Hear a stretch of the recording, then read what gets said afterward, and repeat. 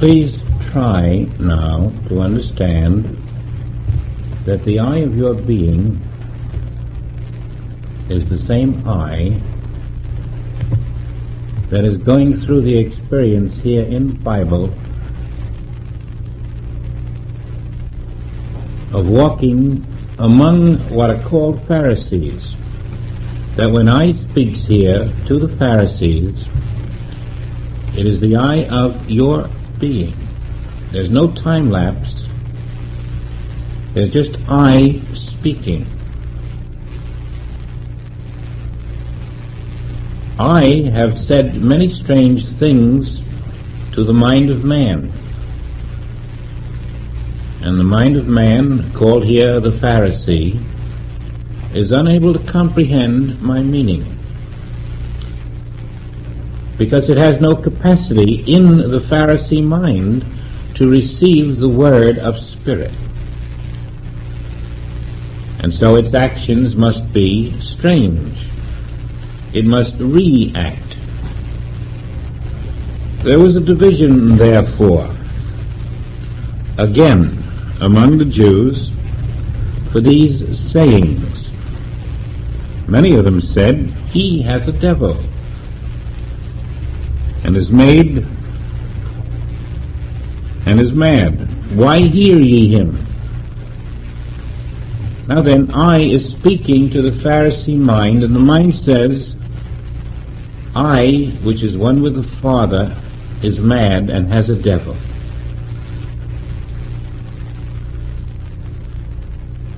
That is the revelation that the human mind has no capacity to hear the voice of God. For I am the voice of God. I in the midst of you am the life of God, the voice of God, the power of God. And I speak to the mind of you which says, I do not believe what I hear. That must be the devil. And this is what has been taking place in the human consciousness all these years. The human mind turning away has said that must be the devil. It has been saying that to all the inner stirrings of the soul. While pretending to itself how righteous it is, how noble, how benevolent, how charitable. It is turning away from I. Others said, these are not the words of him that hath a devil. Can a devil open the eyes of the blind? And so the human mind is capable of two observations. It can see the evil or the good. On the material plane, could a devil open the eyes of the blind? That sees the good. And the other side of the same mind sees the evil. The revelation then is that the human mind itself is a state of division into good and evil. Good matter, bad matter. Good conditions, bad conditions. But it can never see one. It always sees the opposites, the two. And so the Master, the I of you, is revealing that your human mind is divided.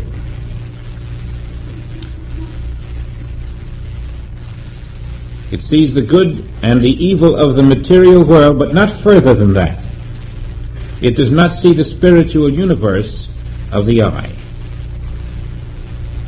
And so it is always struggling to change the bad to the good, because it believes the good is real and the bad is not. But I reveal unto you that there is no evil matter and no good matter. There is only I. invisible spirit where you see good and evil matter. So the opening of the consciousness to this spiritual perfection where the human mind sees good and bad is part of the purpose at this moment. And it was at Jerusalem, the feast of the dedication, and it was winter. And Jesus walked in the temple, in Solomon's porch. Now when Jesus walks in the temple, this is the same temple that he spoke of when he said, "Destroy this temple, and in 3 days I will raise it up again." They're all walking in a physical temple. He's walking in an invisible temple, because he has some there who are following him. He has disciples there, those who can discern. He is revealing the temple not made with hands. That temple which is the body of the soul. He is teaching those who can follow, who can accept these first fruits of his work, that I in the midst of thee am mighty. I in the midst of thee am life, not death. I am the body without beginning or end. I am the body of you. When you know me, you will live in this body. And he walks in this body of the soul, in Solomon's porch. You remember, in the little fishing town of Bethesda, there was a healing of a cripple. And by that sheep market, there were 5 porches. They weren't Solomon's porches. They were the 5 porches of the senses in which all of the ills of the world are. But this is a different porch. This is Solomon's porch, as contrasted with the 5 senses or 5 porches of the human consciousness. Solomon's porch, then, is the great light of reality. He walked in his soul body in reality.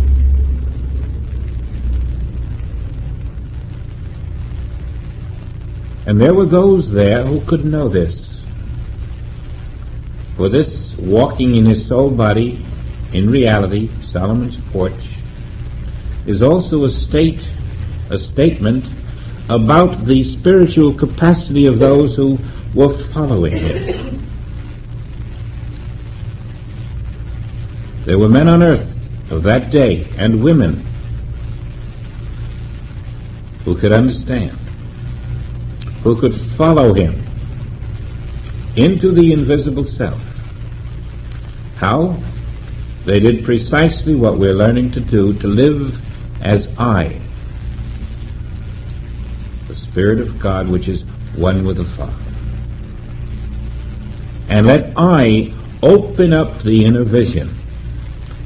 Let I illuminate. Let I reveal the body of the soul.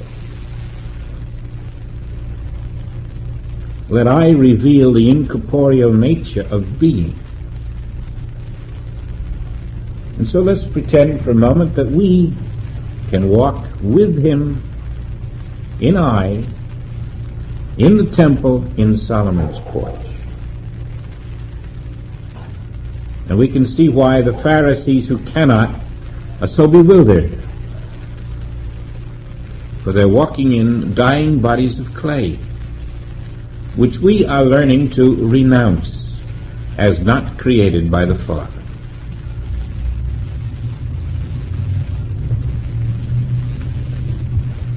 Then came the Jews round, said unto him, How long dost thou make us doubt?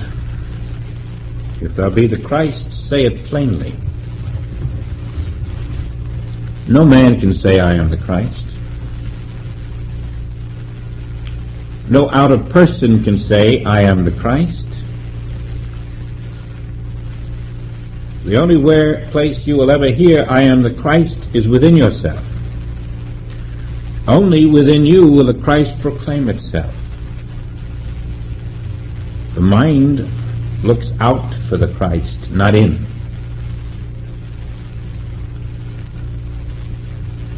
And of course, misses the God experience, while thinking it's worshiping God. Because the Father only speaks to Christ within. Jesus answered them, and this is when we must learn to listen inside ourselves. Not like a Pharisee talking to Jesus out there. Because it's the Pharisee mind of us which is asking these questions, and we must learn to hear the answer not out there but inside ourselves, as the inner eye of you says that which Christ responds to the Pharisee. In you must come the words, I told you, and ye believe not. The works I do in my Father's name, they bear witness of me. Have you seen any eye miracles performed in your life? They came from I in the midst of you, not from a person, not from a practitioner. All any other individual did was die to self, let the eye of his own being touch the eye of you, and the eye of you released you. And the eye of you is telling you that right now in these words. I told you, and ye believed not the works that I do in my Father's name. You see that? That's the eye of you, which is always the liberator from your so-called Pharisaic or mortal mind. You have never been healed by a person of anything. Only I in the midst of you, touched in some way, does the releasing from the illusion of something that had to be healed. And if you had been in the eye, you would have not needed that so-called healing. Are we getting somewhere now? Always, I in the midst of you am your practitioner. I in the midst of you am one with the Father. Is there any more? Do you see how beautiful this is?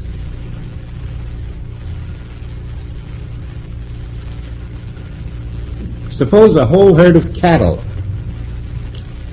had a disease. I in the midst of every one of that herd, I am God. I in the midst of you, I am God. Rest in I, and I will reveal the non-reality of disease.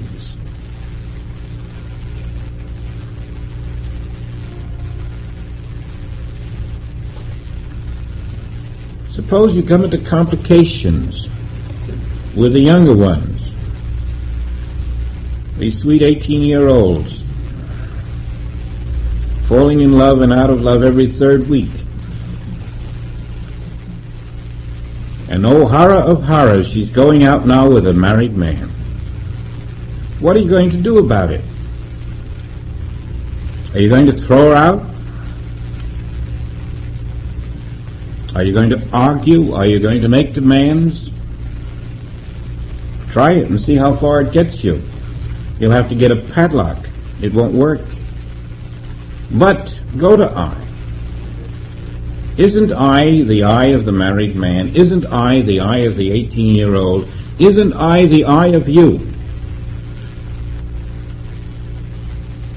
Do we have the right to make human judgments when I alone knows the will of the Father? When I am the only presence and the only power and the only life? You see, we have our Aladdin's lamp. We have the key. It doesn't matter what forms the problems take. Maybe tomorrow they're going to elope, and you don't think they're ready. How many parents have taken the human steps and found that it only leads to disaster? Out of this frying pan into that one. But suppose you found I. Am I not love? Can love bring disaster? Am I not peace? Am I not harmony? Am I not the infinite mind? Can you not trust me? Am I not the mind of all? When you touch I and you touch the infinite mind. And the infinite mind is the mind of every individual in I. And though they know it not, what difference does it make? Is not God the center of every one, whether they know it or not? You have the key, but you must rest there. And so again and again and again the words strike back and say, I have told you so before, but you did not hear me. You were in that three-dimensional consciousness that could hear the words without seeing their relationship to your being, because you didn't know that I, who speak these words, am the self of everyone who walks the earth. I'm not a man speaking to Pharisees in the Bible 2,000 years ago. I'm the I of the universe, the soul of everyone who walks, the truth of all being, present everywhere. Whether they know me or not, I am there, and there is no other. And when you have this precious truth within yourself realized, consciously practicing it, you have the keys to the kingdom of reality, of harmony, of grace, of beauty, of life, expressing the perfection of the divine. And then you don't make decisions, because that's an image in thought. You let I, in the midst of you, her, him, be the deciding mind as you rest in trust that I know thy needs. I am the expression of the divine will. I am the truth. And I am the life. Rest in me, and I will reveal the Father's work on earth. Not just for broken bones, but for all so-called human activity that concerneth thee. And this I has been saying this to us before Abraham. Longer than the Bible has been written, I have been speaking to you.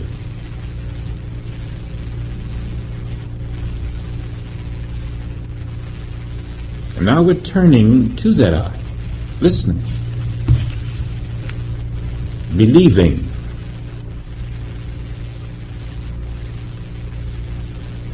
We're finally coming to the place where Christ, walking through Jerusalem, is the eye of my own being, finally opening me up to an understanding of what Christ on earth was doing, infiltrating consciousness everywhere to show the power of the Father on earth was available, present, ready. We didn't have to wait and do not have to wait for a death experience to lift us up to a mythical heaven. I am come.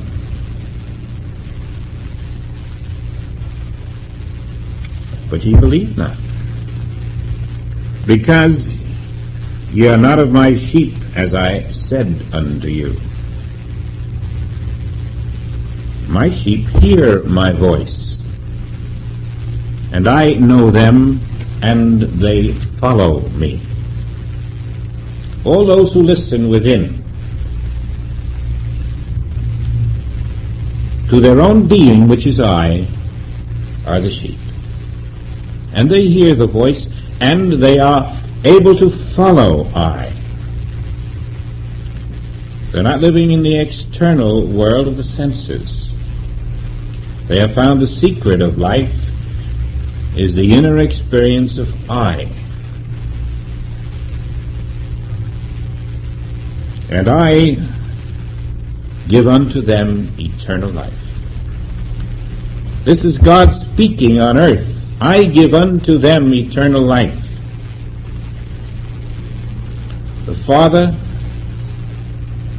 is I in the midst of you, saying, I give everyone who listens, who lives as and in I within, eternal life.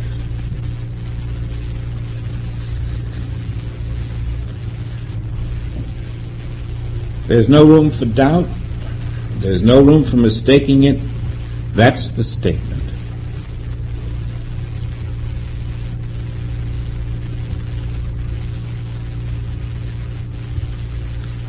And they shall never perish, neither shall any man pluck them out of my hand.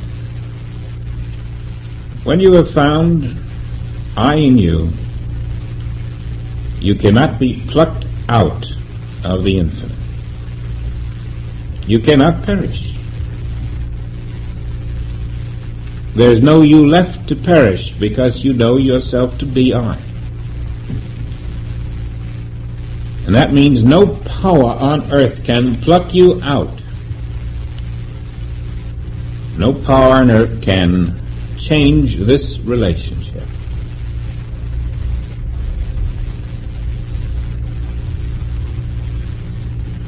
My Father which gave them me is greater than all. Your identity says that the infinite Father is the only power, greater than all. There's no second to vie against the infinite self when you are standing in the eye of your being.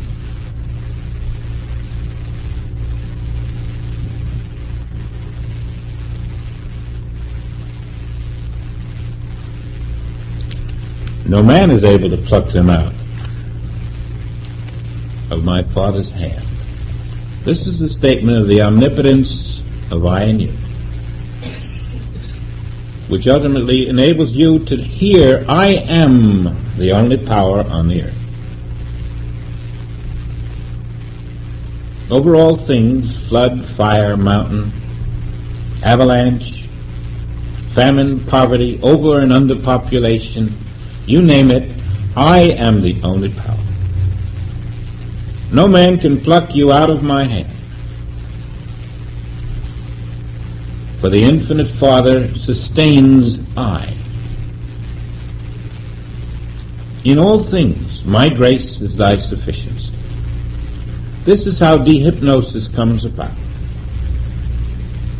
Not by us sitting down to figure out what to do, but by letting I take over. Then we're dehypnotized from the 5 porches of the mind, the senses. We sit in Solomon's porch. And soon we become conscious of the inner temple or soul body as a reality. We see how the mortal body is a mental counterfeit of this soul body as a reality, as an experience, as a practical way of life, no longer conjecture or a promise, but a fact realized and lived in.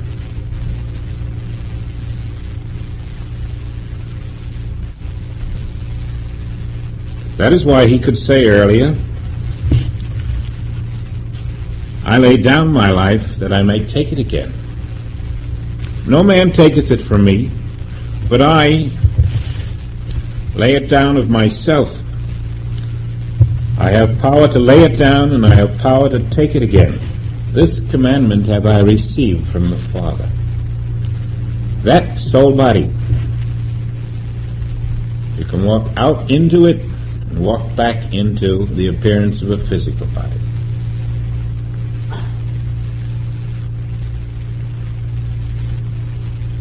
To the mind of man incomprehensible.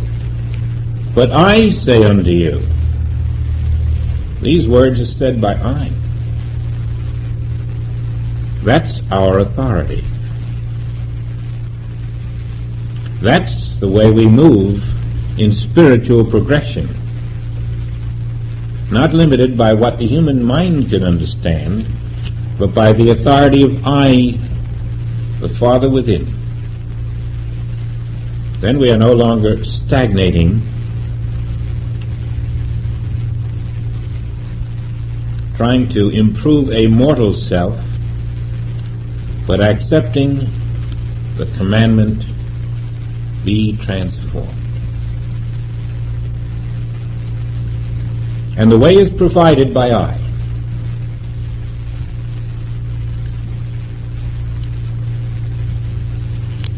For I, my Father, are one.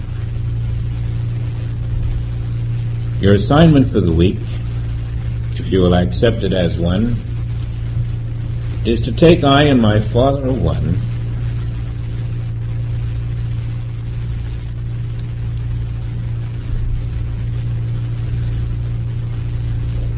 and learn how to accept it as the permanent fact of your existence.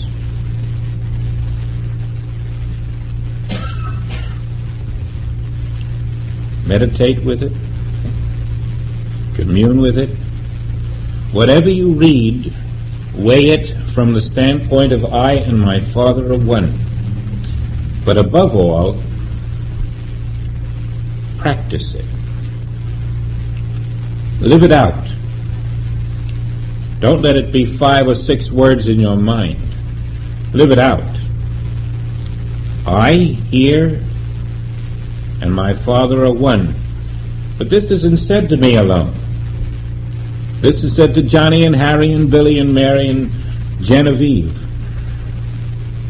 I and my Father are one. I is in the midst of each one. Accept it for the world, not just your human self. And live in that acceptance. For that's where the power is. I in the midst of Genevieve, I in the midst of Harry, I in the midst of Richard, I in the midst of everyone is the divine self that I am. Don't blot me out of this one, because you'll blot me out of yourself. Try to find an acceptance within you that only I is where that person appears. Where everything and everyone appears. Substitute I is there, and I and the Father are one. And you begin to know your spiritual universe as a living, vibrating, present reality.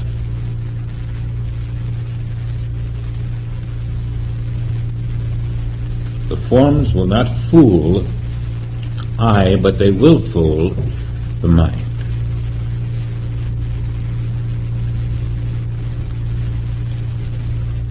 If you don't do this, you will be doing the next line in the Bible. Then the Jews took up stones again to stone him. That's the equivalent of saying, I don't believe a word of it. This isn't for me. We stone the truth. We really stone I.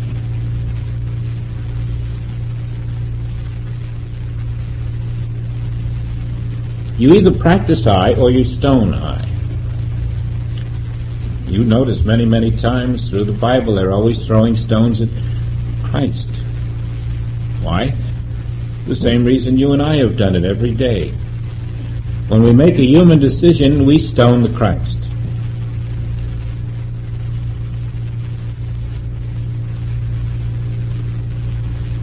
When we accept Christ, Christ makes the decisions. I, in the midst of us, makes the decisions. But I is you. You're not turning to a second self. You're leaving the false sense of self. I is you.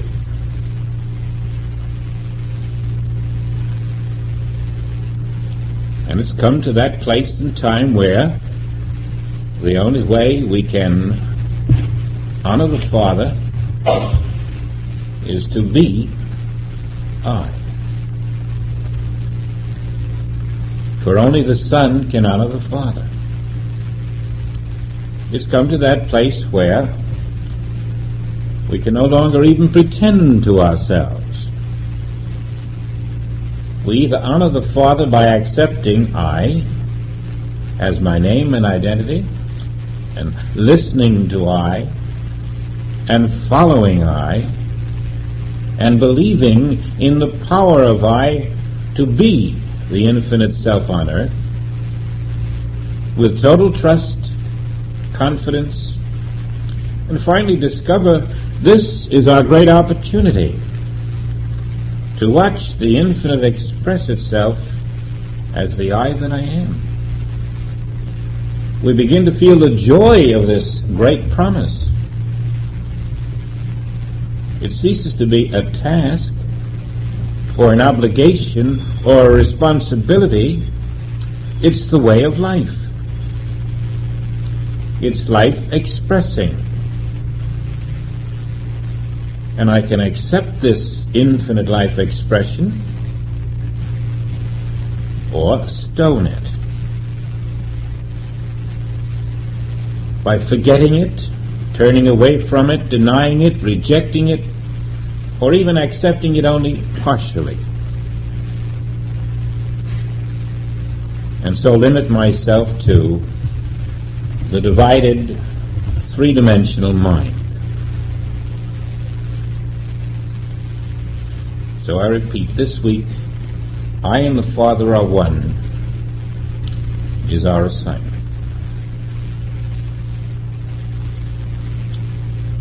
Once you make it your real assignment, you'll discover it's your permanent assignment every day of your life. It's the way you have to learn to live.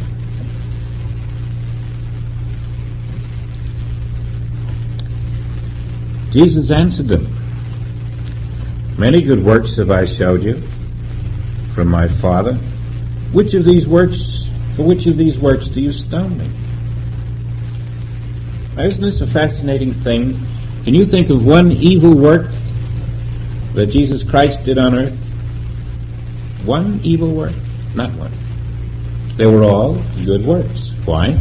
Because they were all ordained and expressed out of love and out of wisdom by the I which is one with the Father, which is the expression of God. All perfect works. And therefore, why should the mind turn away? For which of my good works do you stone me?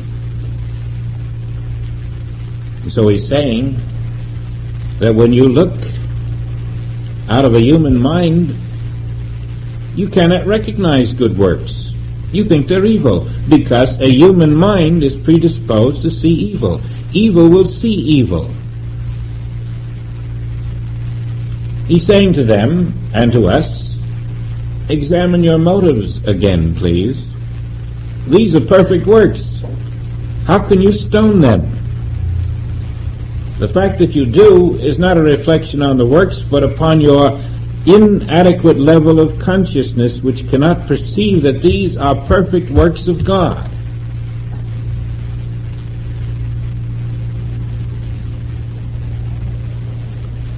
Translated into our modern idiom, How can we possibly turn away from I within when we know the meaning of I, that can only do perfect works? What form of insanity would prevent us not from living in I, would prevent us from living in the conscious awareness that when I live in I, I'm in conscious union with the Infinite Father? We'd have to be totally unwilling, totally misunderstanding, totally ignorant of truth in order to continue in a way that would say to I, depart from hence. This mortal mind of mine is going to continue living my life. Well, thank heaven those days are over. We have lived in those dark days of the mind. But the light of I is upon us, within each one.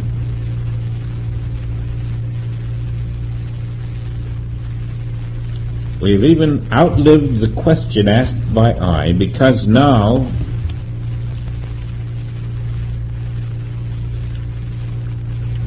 we're learning not to stone my own identity.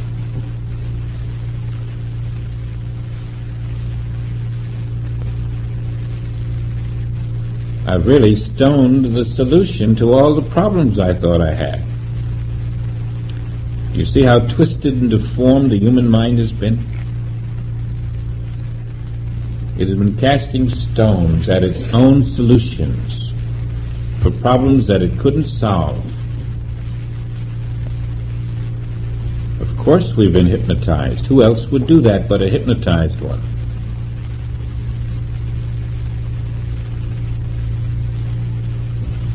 The Jews answered him, saying, for a good work we stone thee not, but for blasphemy.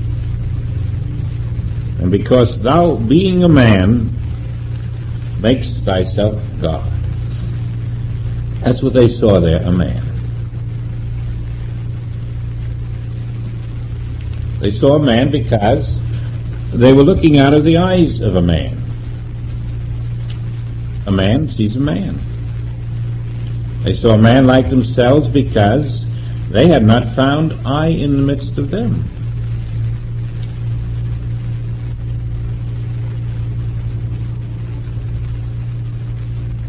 But Christ wouldn't let them stop at that level. Jesus answered them, is it not written in your law, I said ye are gods? You find that in the Psalms. I said ye are gods. Well, that's in your law. If he called them gods unto whom the word of God came, and the scriptures cannot be broken, say ye of him whom the Father hath sanctified and sent unto the world, thou blasphemest, because I said I am the Son of God.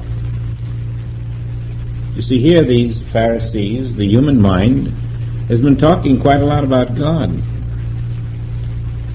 But when it's faced with God, it can't believe it. It simply can't believe such a thing can happen. God is up there. Everybody knows that. There's no God on earth. How could this man be God? How ridiculous and how egotistical. This is blasphemy. But who's saying this is blasphemy? That mind which is not the Christ mind. That mind which loves to talk about God. That mind which inflates itself with its own importance. But then when I, God, appear, that mind is totally blind. I, God, appeared on earth.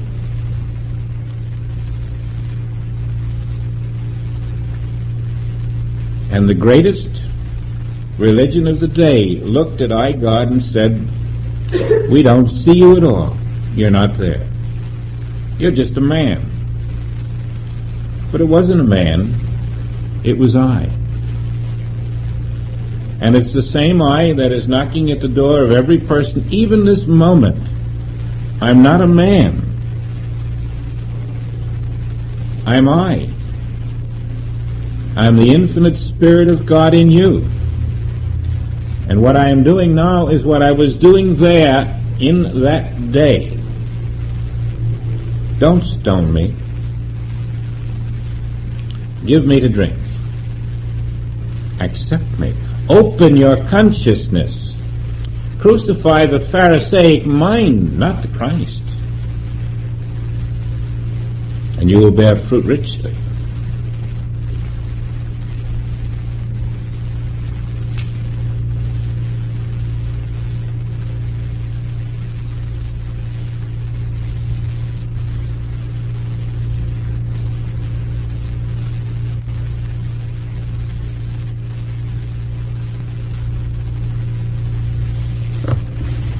Your name is I. Your identity is I. Your substance is I. And be still and know that I am God.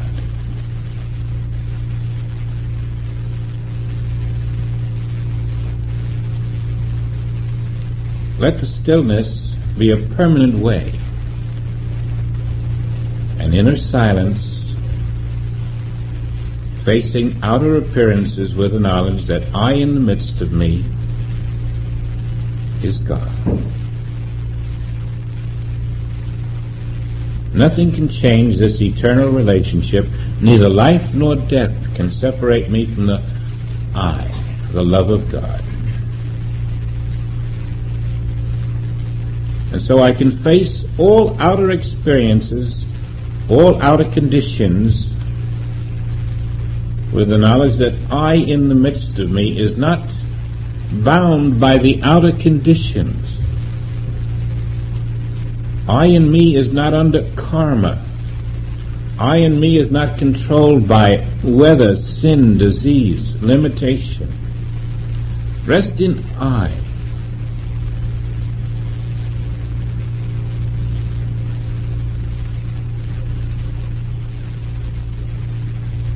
And all of the mountains outside will dissolve. Nothing can stand that isn't real in the presence of I realize.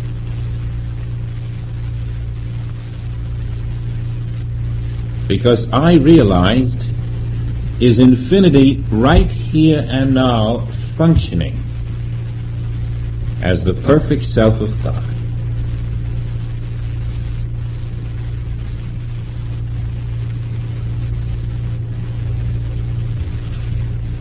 If I do not the works of my Father, believe me not. There's the test. Don't believe the man. Believe the works. Because the works attest to the presence of I.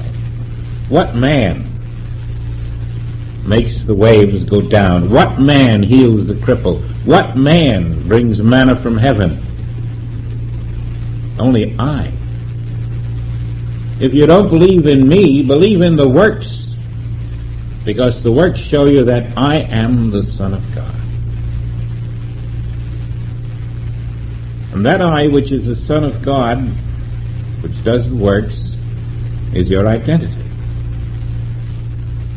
Give your identity an opportunity to demonstrate the works,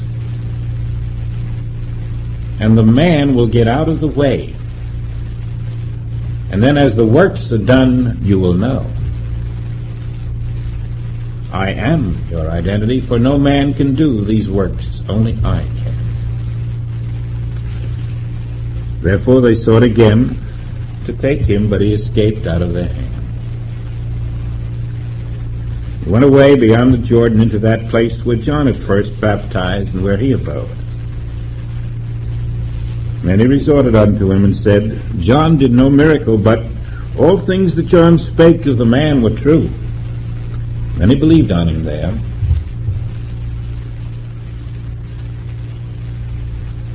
Either you accept I here in you now, or I returns to the Jordan, meaning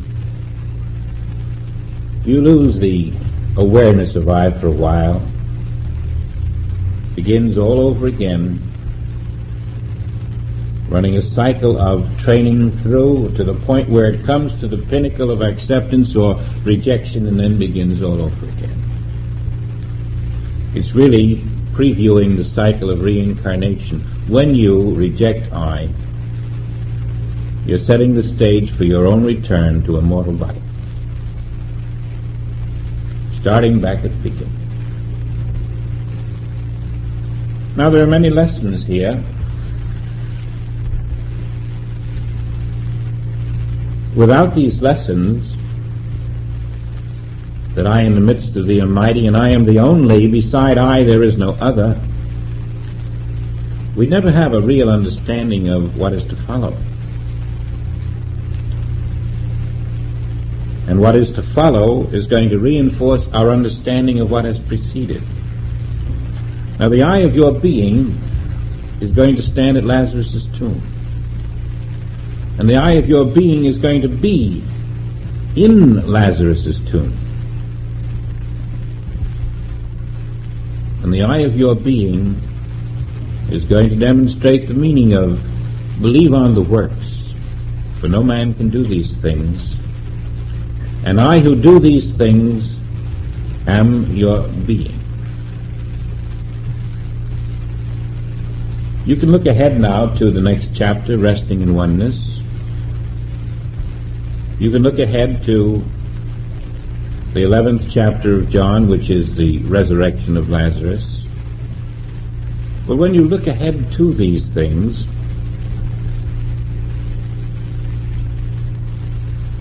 ask the I of you what this has to do with you. How does the resurrection of Lazarus have anything to do with you?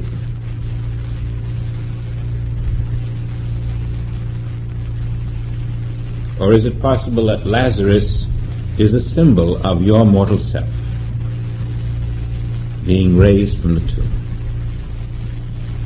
Think on these things, dwelling with I and the Father are one, and remember when we stand before the tomb that I and the Father are one is the principle that will be revealed as the liberation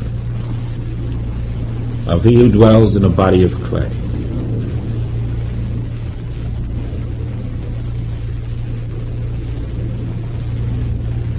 The chapter we have been studying for 4 or 5 weeks is entitled No End. If you are I, and there is no end, there's not a second you. There's only I, the Spirit. The mortal, material self is Lazarus in the tomb. But there is no mortal, material self, and so I step out of the tomb, because there's one standing before the tomb who knows that I and the Father are one. The message for us is what is important.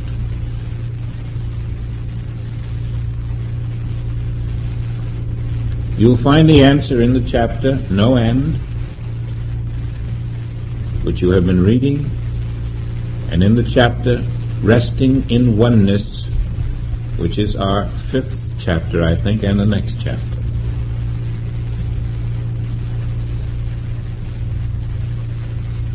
But all these chapters are about your being, yourself. They're not chapters in a book. They're the Word of I expressing, leading, teaching, inspiring confidence that you actually can walk in a world living in identity, knowing that every need is provided for by the infinite invisible through the I of your being.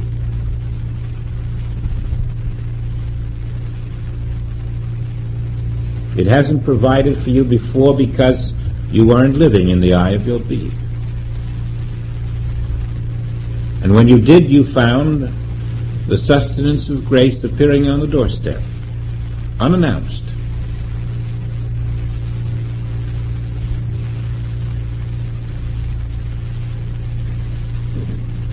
Oneness.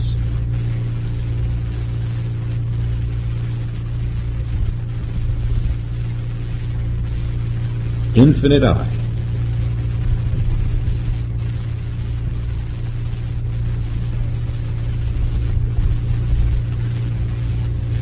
Is the eye of Jesus and the eye of Joel one? It must be. Is the eye of Jesus and the eye of you one? It must be. Is the eye of Joel and the eye of you one? It must be, whether you know it or not. The difference then is in knowing it. Ye shall know the truth, and the truth will make you free.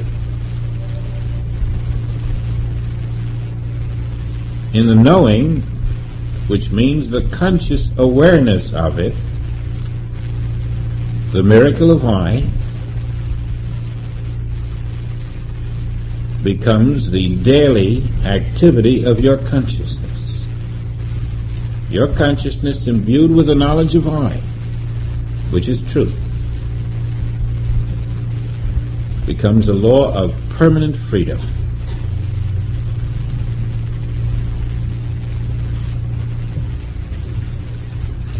In our meditation now, consciously know the eye of Joel is the eye of me. The eye of Jesus is the eye of me. The eye of every individual, whether he has attained or has not attained, is the eye of me. And this eye, which is the eye of everyone and the eye of me, is one I, one self, and that I, that self, is God expressing. And that is who I am, God expressing.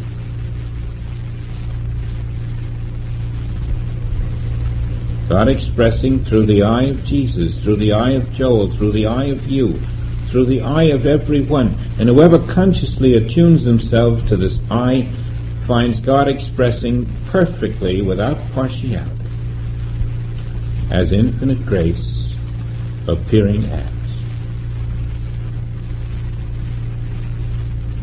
The method won't be improved.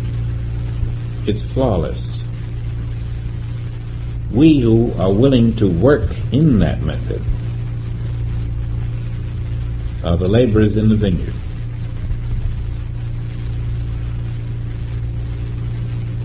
And we reap that grace only when we are in it.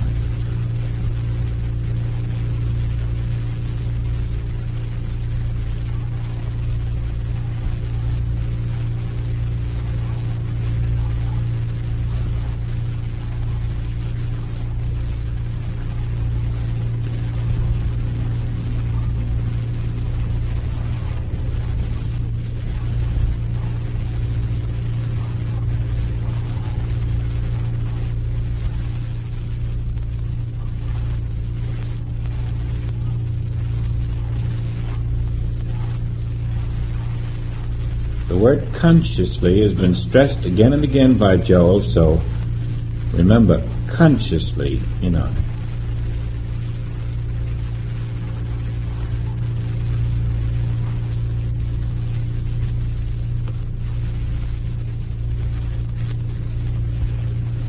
Thanks again.